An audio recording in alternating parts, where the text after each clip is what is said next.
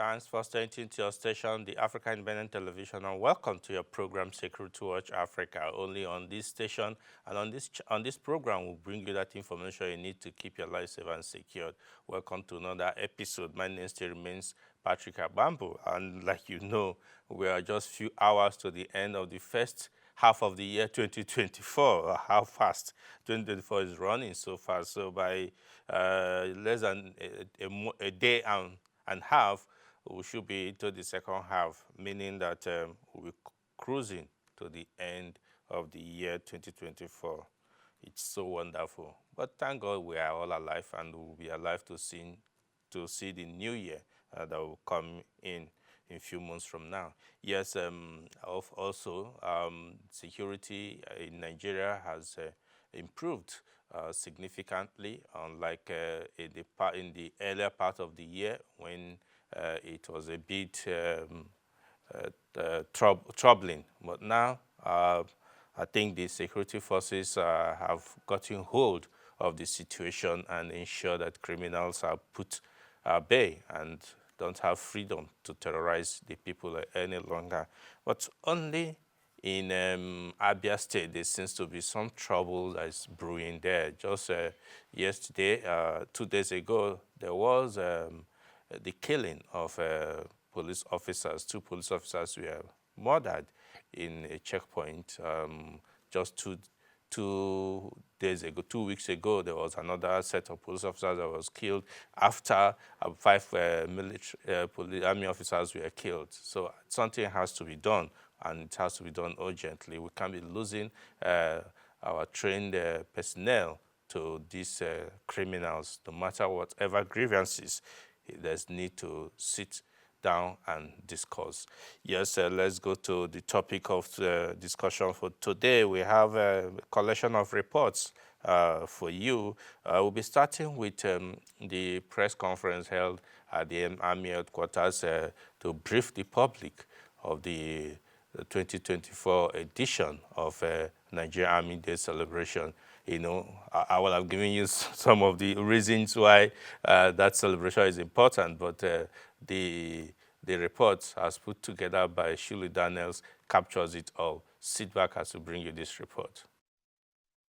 The Nigerian Army has briefed the public on activities lined up for the epoch-making celebration. The Chief of Army Staff, Lieutenant General Reed Lagbaja, who was represented by the Chief of Policy and Plans Army, Major General Abdulsalami Ibrahim, disclosed that this year will be to mark the 161 years of the existence of the Nigerian Army. The Army Chief revealed that the service is geared towards showcasing the Army as an instrument of national security. The date, 6 July itself, symbolically signifies the day in the Nigerian Civil War when the first shot was fired in the Nigerian Army's quest to keep the nation united and indivisible.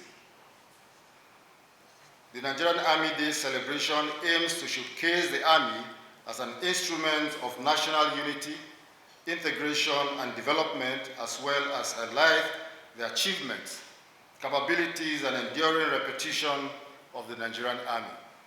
The Chief of Army Staff, speaking through Major General Abdulsalam Ibrahim, gave the history of the Nigerian Army and the experiences garnered so far.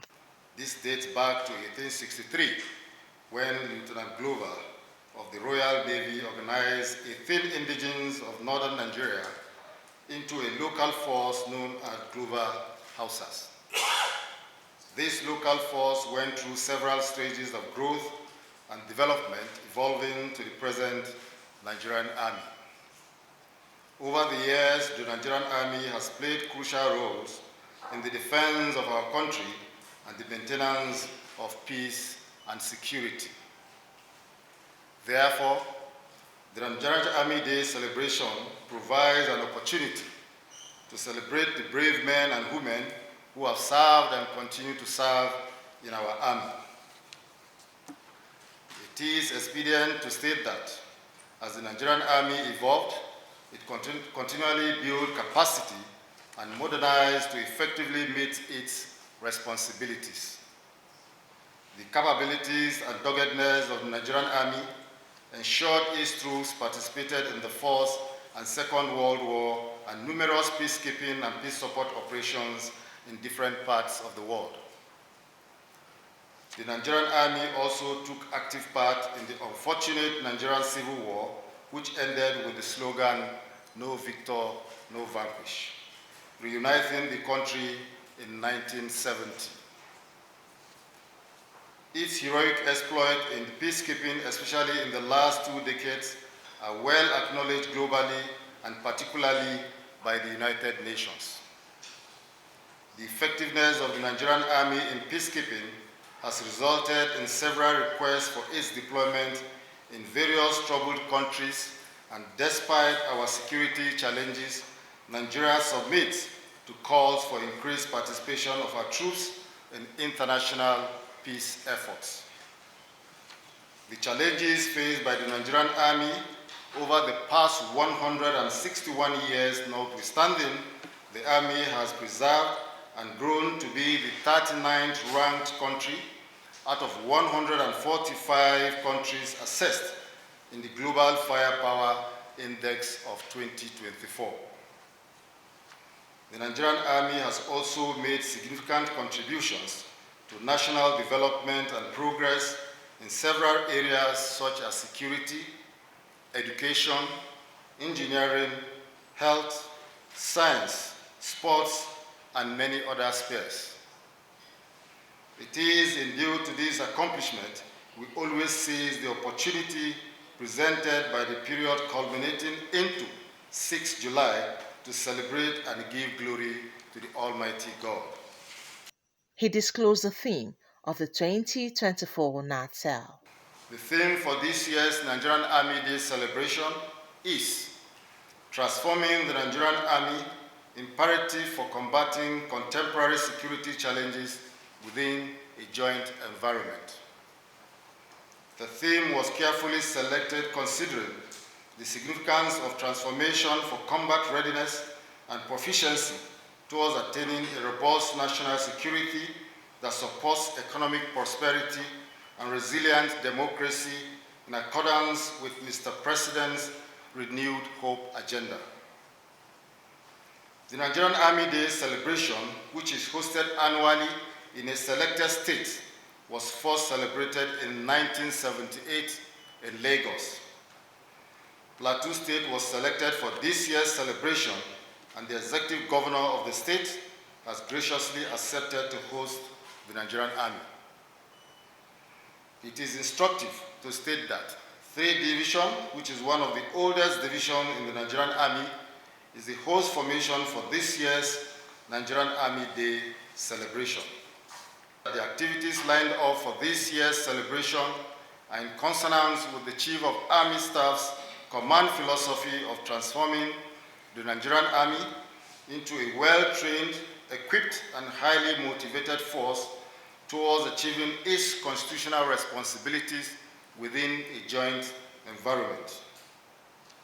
Therefore, we want to put God first because we believe, as inscribed as our motto, that the victory is from God alone.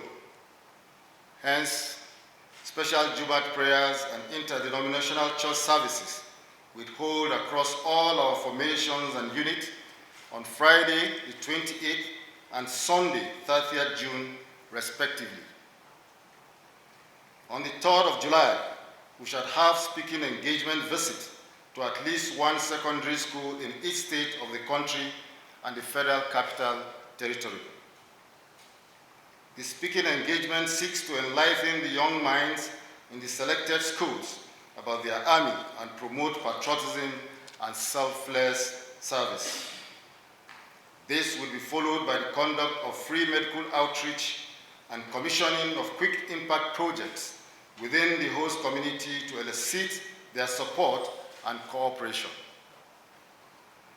The Nigerian Army Day celebration for this year's 2024 special lecture is scheduled to take place at Gowan Hall, Crispan Hotel, Jos on the 4th of July. The lecture will deliberate on topical issues affecting all aspects of the Nigerian Army Day's transformation so that going forward, the Army can better meet its constitutional obligations. Shuli Daniels, Security Watch Africa. Come back. Yes, it's a celebration, a week-long program that helps to transform the Nigerian Army and reposition for better service. Talking about positioning, I would tell you that in the last few weeks, the armed forces of Nigeria have been taking care of all these criminals wherever they are in the land Nigeria. Whichever group they belong, the armed forces of Nigeria have been dealing with them in such a way that it should discourage other people from joining. During the week, precisely on Thursday, Elizabeth Tanko was at the Nigerian Defense Headquarters, where they gave a brief of what the armed forces have done in the few weeks.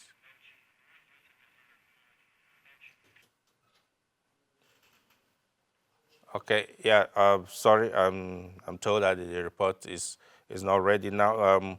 We'll take you to part of what the Chief of Army Staff is doing to ensure that all corps of the Nigerian Army, that is what some services call branches, are made to do what they should do.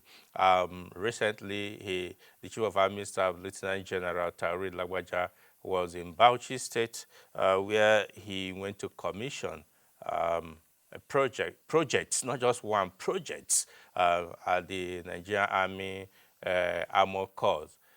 You can see him arriving there, and at the occasion when he interacted with the officers before the commissioning, he briefed them, he told them what he has in mind for the Nigerian Army. Sit back as to bring you the Chief of Army Staff. Commander Amoko approached me with two weighty requests of buying original equipment manufacturer spares to fix the T-55 tanks and building a befitting headquarters through direct labor, or what I term using armor engineers. I did not hesitate to approve both requests.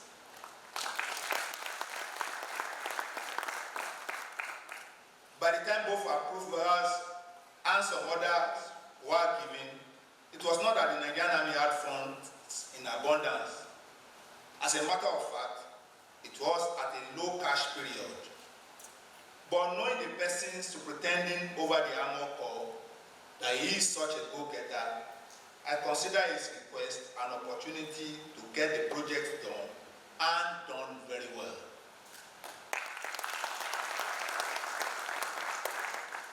I'm glad I made that decision, as what I've seen of the new Armor Corps headquarters is a proof that is visible to all that is a job well done. The Armor Corps and his team have become a reference point in construction in the Nigerian Army as they completed the job in record time.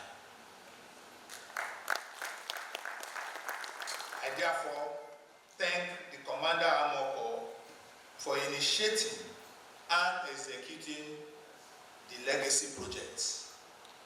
I congratulate you and your men for writing your names in gold for generations to come after, to refer to with pride. History is experience, and according to the popular saying, one cannot buy experience in the market.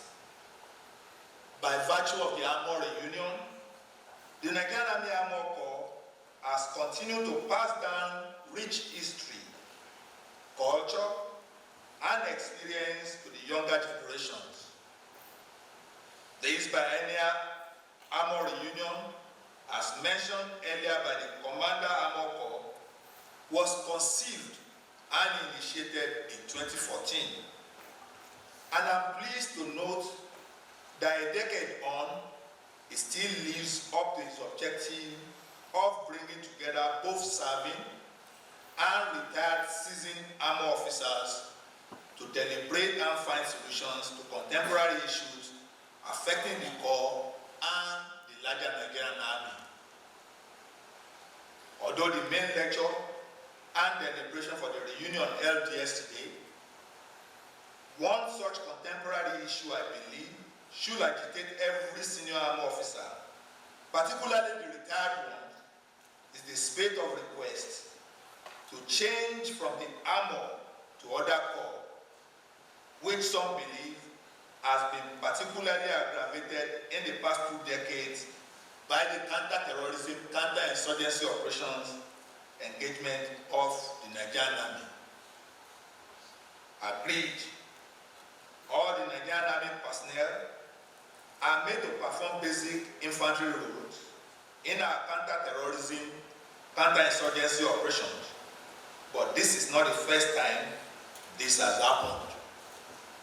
Nigerian Army Armored Corps personnel, like others, perform the same infantry role effectively during Operation Liberty in Liberia, Operation Sandstorm in Sierra Leone, and Operation Harmony 4 in the Bakassi Peninsula.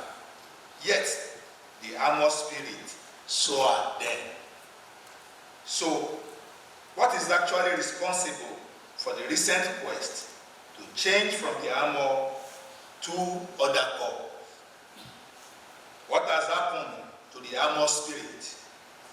Pride, family value, and culture that used to make almost every passing out cadet of the Nigerian Defense Academy dream of adorning the black beret and the fat, yellow, and ox blood red lanyard. In fact, I almost threw away my own infantry beret, then we passed out from the Nigerian Defense Academy from the way John Ochai was prancing all over the place with the armored lanyard and beret. Are the issues internal or external, or both? How can the issues be remedied to bring back the glory days of the Armored Corps? I leave these and many more such pertinent questions to keep agitating the minds of every armored personnel.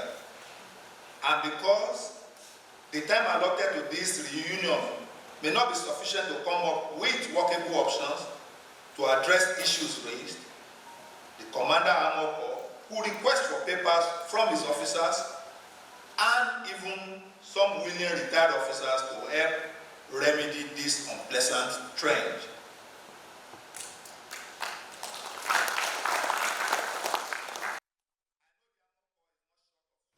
Welcome back. Yes, sorry for that. The report now from the Defense Headquarters is ready, as put together by Elizabeth Tanko. Sit back as we bring you the account of what the Armed Forces of Nigeria have done in the past weeks. The Armed Forces of Nigeria has reaffirmed its resolve to eradicate terrorists and their cohorts as troops neutralized 2,245 terrorists, arrested 3,682 suspected terrorists and other criminal elements, as well as rescued 1,993 kidnapped hostages in the second quarter of the year 2024. This affirmation was made by the Director, Defense Media Operations, Major General Edward Buba, during the bi-weekly media briefing in Abuja. It might interest you to know that in the second quarter of this year, troops neutralized 2,245 terrorists, arrested 3,682 suspects, and other criminal elements.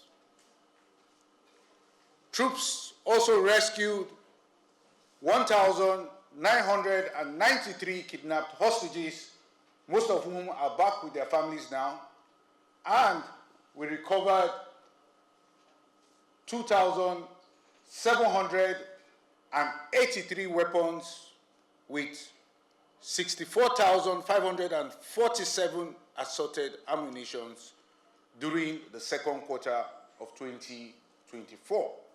We recovered 2,783 weapons with 64,547 assorted ammunitions during the second quarter of 2024. Significantly, we denied the oil theft of an estimated sum of over 10 billion naira in the second quarter of 2024. Speaking further on the ongoing operations from April to June, the director noted that the offensive posture of troops has significantly degraded the potency of terrorist groups and their violent capability across the country. We have indeed greatly degraded the terrorists, even though they still are present in several of these theaters of operation. As we have stated previously, it will take time, it will take effort to completely destroy the terrorists. This is because fighting an insurgency is akin to a marathon and not a sprint. And the case of Nigeria is no different. From what we have witnessed in the field, it is safe to say that the terrorists have prioritized their military capability over everything else. This is because as our troops advance and clear areas in which these terrorists are hibernating, we continue to recover weapons, we continue to recover explosives, improvised explosive devices, and other military-related equipment. These are indicative of the priorities of the terrorists. General Buba, while giving the breakdown of successes recorded by the troops, revealed that 455 persons were arrested for oil theft, among other arrests. The troops of Operation Delta Safe maintained the momentum against the activities of crude oil theft during the second quarter of the year 2024. The troops continue to fight and destroy illegal refining sites, as well as arrest the perpetrators of oil theft. During the period, troops of Operation Delta Safe neutralized 14 violent extremists and arrested 455 persons involved in crude oil theft.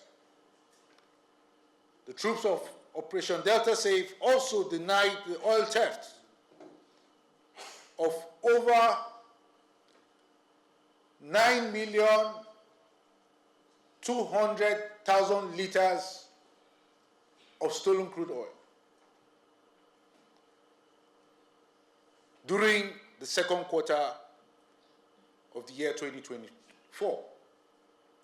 The troops of Operation Delta Safe also recovered over 2.8 million liters of AGO, otherwise called diesel.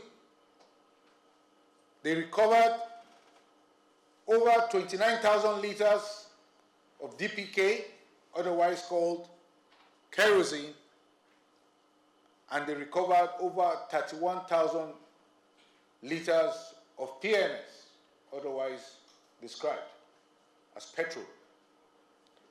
Furthermore, troops recovered over 2,752 assorted weapons and destroyed 243 wooden boats and recovered 2,752 assorted ammunitions while destroying 543 illegal refining sites.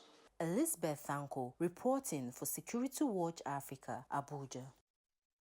Yeah, I must say kudos to the troops of the armed forces of Nigeria for taking care of these criminals. Yes, let's go quickly to the next report.